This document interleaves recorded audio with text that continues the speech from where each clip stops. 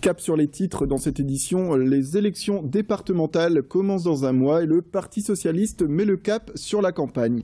Hier, Patrick Kanner, ancien président du Conseil général et actuel ministre de la Ville, s'est prêté à l'exercice de la visite traditionnelle du marché de Oisem. L'objectif pour lui, garder un ancrage territorial et local, car le candidat dans le canton de l'Île 5 veut continuer à s'investir pour le département. Hier, donc, il a pu, avec son équipe, discuter avec les habitants et aussi prendre la température avant le moment où tous devront glisser les bulletins de vote dans les urnes. Notre journaliste Thibaut Paquis était hier à sa rencontre afin de faire le point sur les raisons de sa visite au marché de Oisem.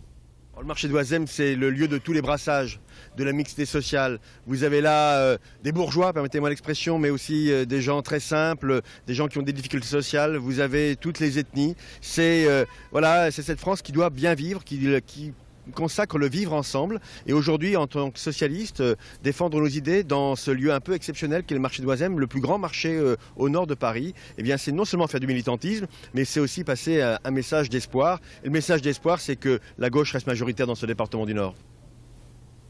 L'information qui marque aussi ce début de semaine sont les 70 ans du Secours populaire fêtés en grande pompe hier au Zénith de Lille.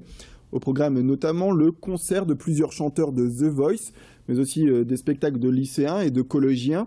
Le but de cette édition, aider les familles et les enfants à franchir pour la première fois les portes d'un établissement culturel comme une salle de concert ici, ou encore les musées, les théâtres, ce qui permet de lutter contre l'isolement.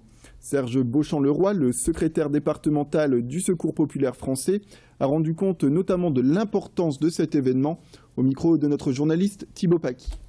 Quand on voit 4500 personnes dans une arena comme le Zénith de Lille, quand on voit les sourires, quand on entend les applaudissements, quand on voit le bonheur des gens, des enfants en particulier, on ne peut qu'être heureux évidemment. Le but c'était ça et je pense qu'aujourd'hui il est vraiment atteint. C'est un anniversaire en tout cas qu'on attendait pour ma part depuis quelques années. J'avais pas eu la chance de fêter les 60 ans du Secours populaire puisque j'étais pas encore au Secours populaire. J'y suis depuis 6 ans. Fêter les 70 ans c'est extraordinaire, mais les 71 ans, les 72 ans, tout va compter dans ce qu'on va faire. Tout va compter et dans les années à venir, malheureusement, je crains qu'on ait de plus en plus de bénéficiaires et également, je l'espère vraiment, de plus en plus de bénévoles pour venir nous aider à amener tout ce que vous voyez aujourd'hui dans cette salle. On passe au portrait du jour consacré à Louane, la star incontournable du Nord depuis son rôle dans le film La famille Bélier. Pour l'histoire, il y a 2 ans, la jeune Héninoise participait à la 2e saison de The Voice, le télécrochet sur TF1. Aujourd'hui, la jeune femme fait valoir ses talents d'actrice, mais aussi de chanteuse au cinéma pour son rôle de Paula dans La famille Bélier.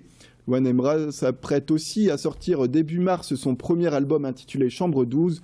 Et en ce début d'année 2015, avec le César du meilleur espoir féminin, la jeune femme est aux portes d'une grande carrière. Retour, je vous le propose, sur ce grand moment de consécration pour la nordiste, le moment où elle reçoit son César. Bravo.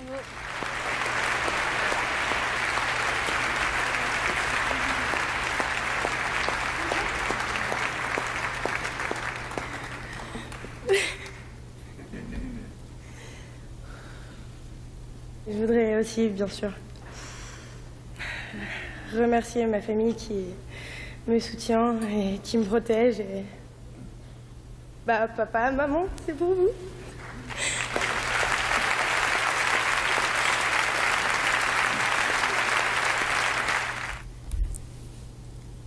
Et on met le cap dans cette édition sur l'École supérieure de journalisme de Lille, avec pour actualité un reportage unique en son genre que les étudiants vont pouvoir mener. Ils seront 7 de première année à intégrer le service de psychiatrie à Tourcoing. Ils seront encadrés par l'équipe du docteur Nicolas Lalo, le chef du pôle. Ils pourront alimenter leur reportage avec les équipes médicales et les patients. L'objectif, c'est de découvrir les parcours de soins, les activités thérapeutiques aussi. Le but de cette immersion est de découvrir un univers qui reste très méconnu du grand public. L'idée part aussi d'un constat sur le traitement médiatique qui était fait de la maladie mentale. On écoute tout de suite, je vous le propose, la réaction d'Hortense, une des étudiantes impliquées, par notre journaliste Rémi Pem. En fait, il y a un intérêt de traitement médiatique. On se rend compte qu'on est très mal informé sur ces sujets-là.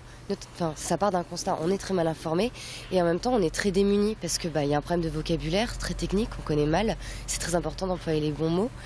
Et en même temps un problème de juridiction et de légalité. Comment est-ce qu'on va pouvoir traiter ça? Par exemple, il y a des patients qui sont sous tutelle. Est-ce qu'on a le droit de les interviewer? Est-ce qu'on a le droit de les interroger comme ça, de retranscrire? Il y a le problème du voyeurisme, de mieux s'informer, mieux expliquer et surtout quelle est la légalité, quelle juridiction? Qu'est-ce qu'on a le droit de faire? Est-ce qu'on a le droit de... Est-ce qu'on a le droit d'interroger? Est-ce qu'on a le droit de filmer? Est-ce qu'on a le droit d'enregistrer?